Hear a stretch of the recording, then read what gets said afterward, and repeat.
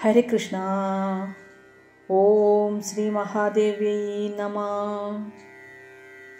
ശ്രീ ലളിതാ സഹസ്രനാമത്തിലെ 46-ാമത്തെ ശ്ലോകമായ നിഷ്കാരണ നിഷ്കളങ്ക നിരുപാധിർ നിരീശ്വര നീരാഗാരാഗമദന നിർമ്മദാ മദനാശിനി എന്നതുവരെയുള്ള അർത്ഥമാണ് പറഞ്ഞത്.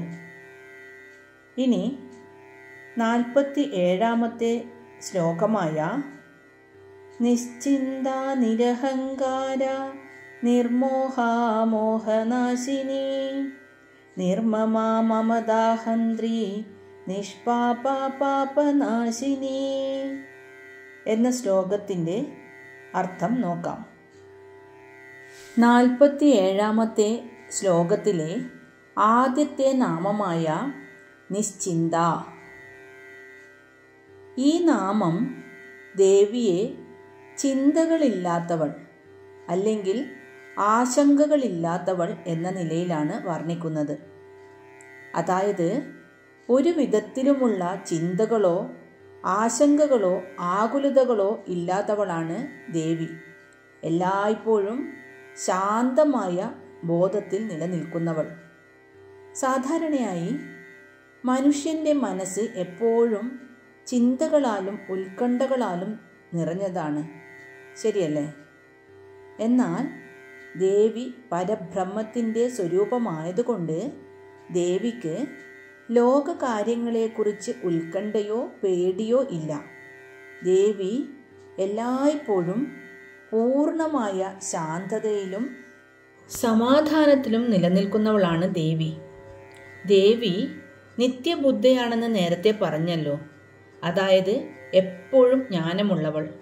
അതുകൊണ്ട് ഏതു കാര്യത്തെക്കുറിച്ചും മുൻകൂട്ടി ആലോചിക്കേണ്ടതോ ആശങ്കപ്പെടേണ്ടതോ ആയ ആവശ്യം ദേവിക്കില്ല.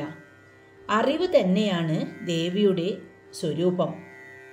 കഴിഞ്ഞു പോയതും ഇനി വരാനിരിക്കുന്നതും ഇപ്പോൾ നടന്നുകൊണ്ടിരിക്കുന്നതുമായ എല്ലാ കാര്യങ്ങളും ദേവിക്ക് അറിയാം.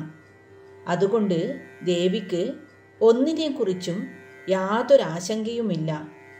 ദേവി നിശ്ചിന്തയായതുകൊണ്ട് ഭക്തർ ദേവിയെ ആരാധിക്കുമ്പോൾ അവരുടെ എല്ലാ ചിന്തകളെയും ആശങ്കകളെയും നീക്കം ചെയ്യാൻ ദേവിക്ക് സാധിക്കുന്നു. ഇനി അടുത്ത നാമമായ നിരഹങ്കാര, അതായത് 161-ാമത്തെ നാമമായ നിരഹങ്കാര. ഈ നാമം ദേവിയെ അഹങ്കാരമില്ലാത്തവൾ, ഞാൻ എന്ന ഭാവങ്ങളില്ലാത്തവൾ എന്ന നിലയിൽ വർണ്ണിക്കുന്നു. അതായത് മനസ്സിനെയോ ശരീരത്തെയോ കേന്ദ്രീകരിച്ചുള്ള ഞാൻ എന്ന ഭാവം ദേവിക്കില്ല. അഹന്തയില്ലാത്ത ശുദ്ധബോധമാണ് ദേവി. ഈ അഹങ്കാരം എന്ന് പറയുന്നത് മായയുടെ ഒരു സൃഷ്ടിയാണ്. ഇത് ജീവാത്മാവിനെ താനാണ് ഈ ശരീരം എന്ന് തെറ്റിദ്ധരിപ്പിക്കുന്നു. അതായത് ഞാൻ എന്ന ഭാവം ഓരോരുത്തരിലും ഉണ്ടാക്കുന്നു എന്നർത്ഥം. അതായത് ഞാൻ ഒരു വ്യക്തിയാണ് എന്ന ഒരു സങ്കുചിതമായ ചിന്താഗതിയിലേക്ക് പോകുമ്പോഴാണ് നമ്മളിൽ അഹങ്കാരം ഉണ്ടാവുന്നത്.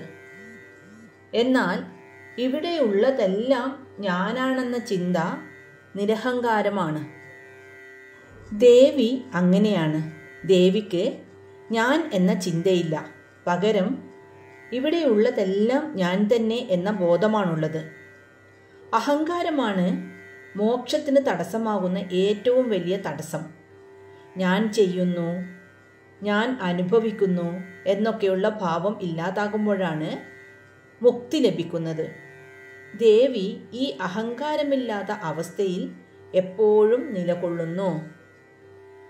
ഇനി ദേവിയുടെ 162-ാമത്തെ നാമമായ നിർമോഹ. ഈ നാമത്തിൻ്റെ അർത്ഥം മിഥ്യാമോഹമില്ലാത്തവൾ. അജ്ഞാനത്തിൽ നിന്നുണ്ടാകുന്ന മാനസിക വിഭ്രാന്തിയാണ് മോഹം. മനസ്സിൻ്റെ വിവേചന ശക്തിയെ അത് നശിപ്പിക്കുന്നു. മോഹമെന്നാൽ ബോധക്ഷയമെന്നും ആഗ്രഹമെന്നും അർത്ഥമുണ്ട്. വിദ്യാസ്വരൂപിണിയായ ദേവി എല്ലാത്തരം മോഹങ്ങളിൽ നിന്നും മുക്തയാണ്.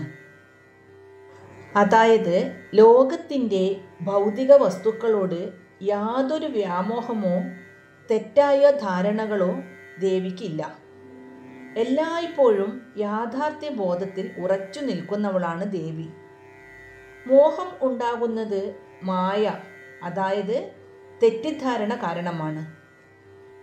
ലോകം സത്യമാണെന്നും ശരീരമാണ് ഞാനെന്നും ഒക്കെയുള്ള അബദ്ധധാരണയാണ് മോഹത്തിന് കാരണം. ദേവി മായയുടെ സൃഷ്ടാവാണെങ്കിലും ദേവിക്ക് മായയുടെ സ്വാധീനമില്ല. അതിനാൽ ദേവി എല്ലായ്പ്പോഴും മോഹമില്ലാത്തവൾ ആണ്. മോഹമില്ലാത്ത അവസ്ഥയാണ് പൂർണ്ണമായ വിവേകം. ദേവി ഈ വിവേകത്തിൻ്റെ സ്വരൂപമാണ്. മോഹം തന്നെയാണ് ജീവാത്മാവിനെ ബന്ധനത്തിലേക്ക് നയിക്കുന്നത്. ദേവിയെ ആരാധിക്കുമ്പോൾ ദേവി ഭക്തൻ്റെ മോഹത്തെ നീക്കി സത്യത്തെക്കുറിച്ചുള്ള അറിവ് നൽകി അവനെ മുക്തിയിലേക്ക് നയിക്കുന്നു. ഇനി ദേവിയുടെ 163 നാമമായ മോഹനാശിനി. ഈ നാമം ദേവിയെ മോഹത്തെ നശിപ്പിക്കുന്നവൾ, അബദ്ധധാരണകളെ ഇല്ലാതാക്കുന്നവൾ എന്ന നിലയിൽ വർണ്ണിക്കുന്നു. ഭക്തരുടെ മനസ്സിൽ കുടികൊള്ളുന്ന എല്ലാവിധ വ്യാമോഹങ്ങളെയും അബദ്ധധാരണകളെയും ഇല്ലാതാക്കുന്നവൾ എന്നർത്ഥം. മോഹത്തിൻ്റെ അടിസ്ഥാന കാരണം അജ്ഞതയാണ്. ദേവി മോഹനാശിനി ആയതുകൊണ്ട് ദേവിയുടെ കൃപയാൽ അജ്ഞത ഇല്ലാതാവുകയും അതുവഴി എല്ലാ മോഹങ്ങളും നശിക്കുകയും ചെയ്യുന്നു. മോഹത്തെ നശിപ്പിക്കുന്നത് സത്യത്തെക്കുറിച്ചുള്ള അറിവ് നൽകിക്കൊണ്ടാണ്.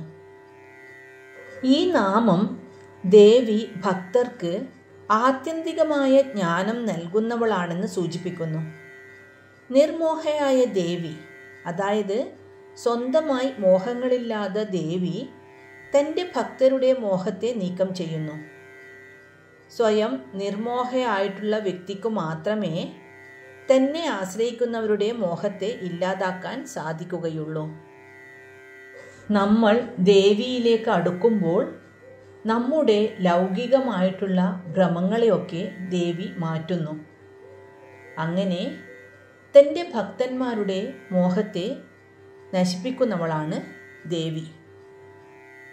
ഇനി ദേവിയുടെ 164 നാമമായ നിർമ്മമ. ഈ നാമം ദേവിയെ മമതയില്ലാത്തവൾ അല്ലെങ്കിൽ എൻ്റേത് എന്ന ഭാവമില്ലാത്തവൾ എന്ന നിലയിലാണ് വർണ്ണിക്കുന്നത്. ഈ ലോകത്തിലുള്ള യാതൊരു വസ്തുവിലും ദേവിക്ക് ഇത് എൻ്റേതാണ് എന്ന മമതയില്ല. എല്ലാറ്റിൻ്റെയും ഉടമയായിരിക്കെ തന്നെ യാതൊരു ഉടമസ്ഥതാ ബോധവുമില്ലാത്തവൾ. ഞാൻ എന്ന അഹങ്കാരത്തിൽ നിന്നാണ് എൻ്റേത് എന്ന മമതയുണ്ടാകുന്നത്. ഈ അഹങ്കാരവും മമതയുമാണ് മനുഷ്യനെ ദുഃഖിപ്പിക്കുന്നത്. ദേവി തന്നെയാണ് പ്രപഞ്ചത്തിലെ സകലതിനും കാരണം. എന്നിട്ടും ഒന്നിനോടും മമതയില്ലാതെ ഒരു സാക്ഷിയെപ്പോലെ മാത്രം നിലകൊള്ളുന്നു.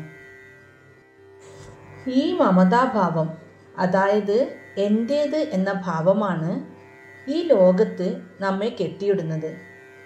എന്നാൽ ഇങ്ങനെയുള്ള മമതാഭാവമില്ലാത്തവളാണ് ദേവി. മറ്റൊരർത്ഥത്തിൽ പറഞ്ഞാൽ ജ്ഞാനത്തിൽ നിന്നുണ്ടാകുന്ന ഭേദബുദ്ധിയാണ് ഞാൻ എന്നും എൻ്റേതെന്നുമുള്ള തോന്നലുളവാക്കുന്നത്.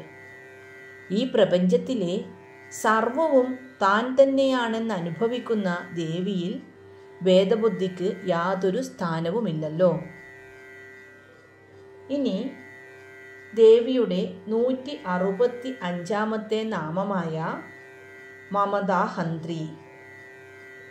ഈ നാമം ദേവിയെ എൻ്റേത് എന്ന ഭാവത്തെ, അതായത് മമതയെ നശിപ്പിക്കുന്നവൾ അല്ലെങ്കിൽ ഉടമസ്ഥതാബോധം ഇല്ലാതാക്കുന്നവൾ എന്ന നിലയിൽ വർണ്ണിക്കുന്നു. മമത എന്നാൽ എൻ്റേത് എന്ന തോന്നൽ, ആസക്തി. ഹന്ത്രി എന്നാൽ ഹനിക്കുന്നവൾ അഥവാ കൊല്ലുന്നവൾ.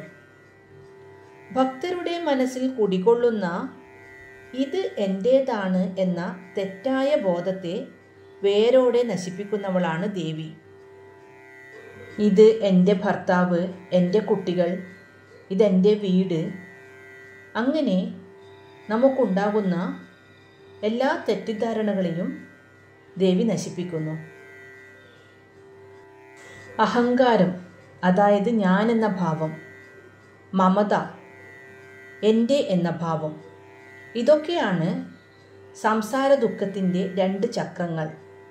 ഇതിൽ മമതയെ നശിപ്പിക്കുക വഴി ദേവി ഭക്തനെ ലൗകികമായ കെട്ടുപാടുകളിൽ നിന്ന് മോചിപ്പിക്കുന്നു.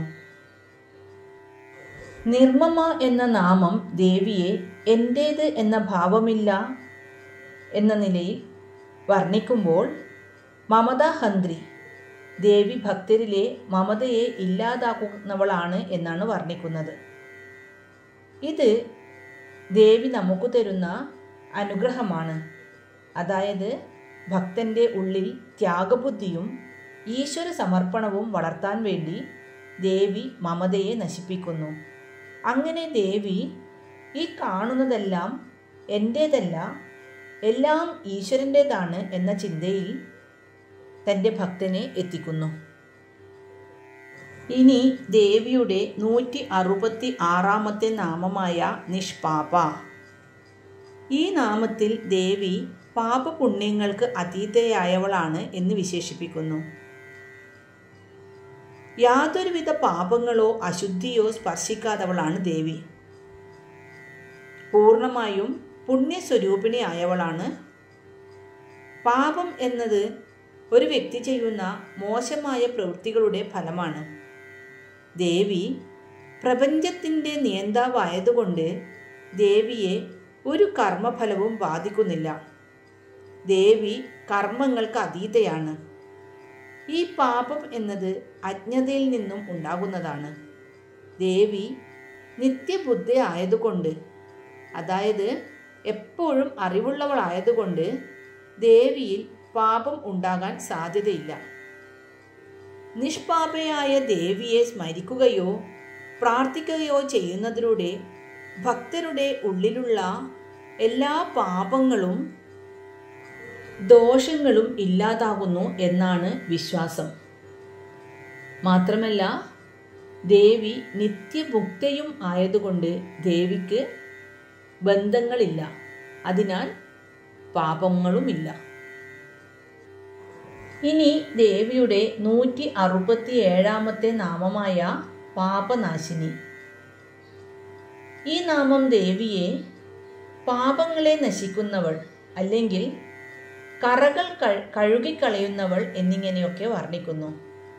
അതായത് ഭക്തർ അറിഞ്ഞോ അറിയാതെയോ ചെയ്ത സകല പാപങ്ങളെയും തൻ്റെ കാരുണ്യം കൊണ്ട് ഇല്ലാതാക്കുന്നവളാണ് ദേവി. ലളിതാ സഹസ്രനാമത്തിലെ ഈ നാമം ദേവിയുടെ അതിരറ്റ കാരുണ്യത്തെയാണ് കാണിക്കുന്നത്. ഭക്തൻ്റെ മനസ്സ് എത്ര തന്നെ അശുദ്ധമായാലും ദേവിയെ ശരണം പ്രാപിച്ചാൽ ആ പാപങ്ങൾ മാഞ്ഞു പോകും. കഴിഞ്ഞ നാമം, അതായത് നിഷ്പാപ, അതിൽ ദേവി പാപമില്ലാത്തവളാണ് എന്നാണ് പറഞ്ഞത്. ഇത് ദേവിയുടെ നിർമ്മലമായ അവസ്ഥയാണ്. ഈ നാമത്തിൽ പറയുന്നു ദേവി മറ്റുള്ളവരുടെ പാപങ്ങളെ പോലും നശിപ്പിക്കുന്നു. ഇത് ദേവിയുടെ അനുഗ്രഹ ശക്തിയാണ്. അതായത് പാപങ്ങൾ നശിക്കുമ്പോൾ മാത്രമേ മനസ്സ് ശുദ്ധമാവുകയുള്ളൂ. മനസ്സ് ശുദ്ധമായാൽ മാത്രമേ ജ്ഞാനം ലഭിക്കുകയുള്ളൂ. അതിനാൽ മോക്ഷത്തിലേക്കുള്ള ആദ്യ പടിയായി ദേവി തൻ്റെ ഭക്തരെ പാപവിമുക്തരാക്കുന്നു എന്നാണ് ഈ നാമത്തിലൂടെ അർത്ഥമാക്കുന്നത്. ഇന്ന് അർത്ഥം മനസ്സിലാക്കിയ 47-ാമത്തെ ശ്ലോകം നമുക്കൊന്നുകൂടി ചൊല്ലി നോക്കാം. നിശ്ചിന്ത നിരഹങ്കാര നിർമോഹ മോഹനാശിനി നിർമ്മമാ മമതാഹന്ത്രി നിഷ്പാപാ പാപനാശിനി. ഓം ശ്രീ മഹാദേവ്യൈ നമഃ. ഹരേ കൃഷ്ണ.